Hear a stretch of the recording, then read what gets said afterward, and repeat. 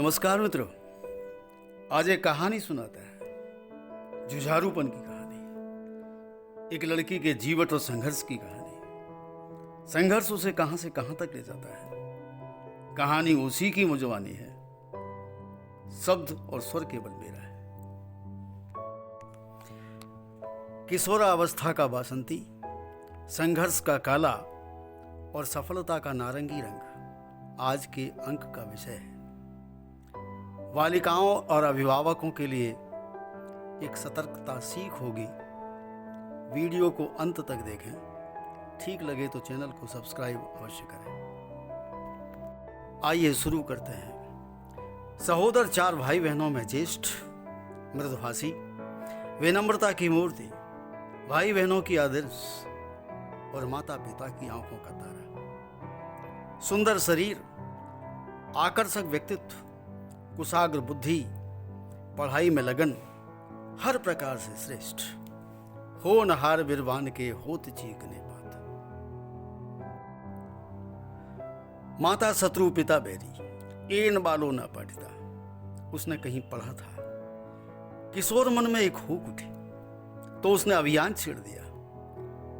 शाला त्यागी बच्चों को विद्यालय तक लाना उसका घोषित कर्तव्य हो गया, खास तौर से बालिकाओं को। उनके माँ बाप, जो पुराने ख्यालों के थे या गरीब थे, उसके तर्क तरीकों से प्रभावित होकर बच्चों को, विशेषकर बालिकाओं को स्कूल भेजने लगे। शिक्षा का अलग जगह। बहुत सारी बालिकाओं का जीवन शिक्षा के प्रकाश से जगमगा उठा। उसके मन में परमार्थ की शांति और संतोष था। उम्र अभी 16 की। वे अपने कॉलेज की सिरमौर और क्षेत्र की जानी मानी हस्ती, या कहिए नेता बन चुकी थी। बहुत खुश, अपने सुनहरे भविष्य के बासंती सपने हमेशा देखा करती। किंतु भाग्य में तो कुछ और ही था। इंटर का रिजल्ट आया, प्रथम श्रेणी, प्रत्येक विषय में विशेष योग्यता। परिवार की खुशी का पारावार नहीं, पर खुशियों का मेला शाम आते आते उजड़ गया। अज्ञात कारण से उसकी मां ने असार संसार छोड़ दिया। कहते हैं विपत्तियां अकेले नहीं आती। अभी शोक की सिसकियां थमी भी न थीं कि पिता को पक्षाघात हो गया, शरीर का अधोभाग सुन्न हो गया, परिवार का आर्थिक स्रोत सूख गया। दुखों का अभी अंत नहीं था। उसके पिता के बड़े भाई ने सारी पैतृक संपत्ति पर कुंडली मार ली। 100 दिन के समय में सब कुछ समाप्त हो गया। पूर्ण परिदृश्य बदल चुका था। अनिश्चितताओं का घनघोर अंधेरा, कुछ ना समझ पाने की व्यवस्था, कुछ ना कर पाने की किंग कर्तव्य विमूढ़ता, उम्मीद की कोई किरण नहीं, काल कोठी से निकलने का कोई रास्ता नहीं। अचानक शुभचिंतकों की जैसे बाढ़ आ गई, जिनकी आंखों में सहानुभूति और सहयोग केवल छल होता, मन में कुछ और होता। लोगों की वासना का तंत्र जाल उसे चीर जाता, चीखने का मन होता। मन महसूस कर प्रपंच पापी शुभचिंतकों को अनसुना करना ही बेहतर था। 6 प्राणियों की जीविका के लिए उसने घर घर घरेलू काम किए, खेत खलिहानों में मजदूरी की। उसे लगता गाय की खाल में भेड़िए बुरी नजरों से उसके वस्त्रों के नीचे की तस्वीर उतारने को आतुर हूं। बचपन वक्त से पहले गुजर गया। चारों मासूम सहोदर जीने के लिए जैसे तैसे कमाने लगे। संतोष की बात यह थी कि हिचकोले खाते जिंदगी के बावजूद चारों की शिक्षा जारी थी। समय का पहिया कहीं रुकता है भला? 2 वर्ष बीत गए। सितंबर का महीना, वायरल का प्रकोप, कंगाली में आटा और गीला हो गया। घर में सभी बुखार के शिकार, पर खाली पेट का सवाल। दिहाड़ी के लिए उसे किसी के खेत पर धान की निराई गुड़ाई करने जाना था। समय था सुबह का 6। चौराहा पार किया। चौराहा क्या था, चंडू खाना था।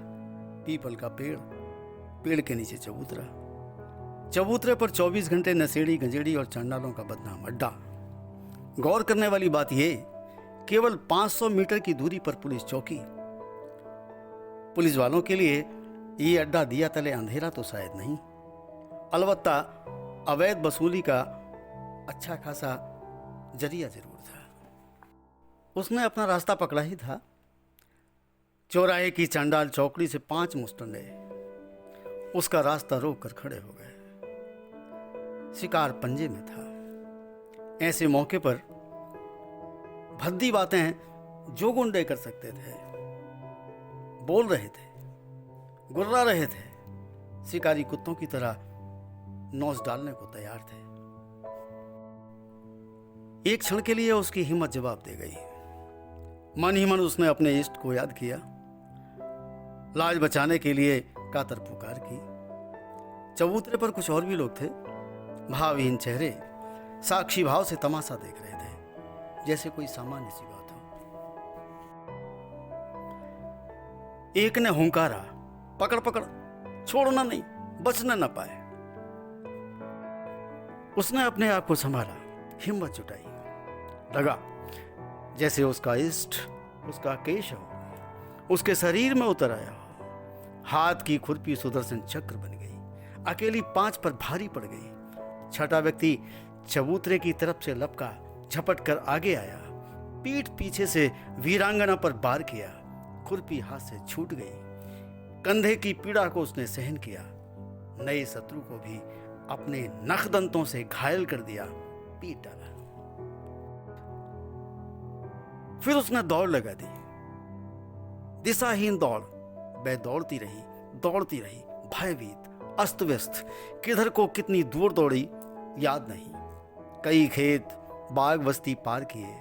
अंततः थके कदमों से 8 बजे वह पुलिस चौकी पहुंची।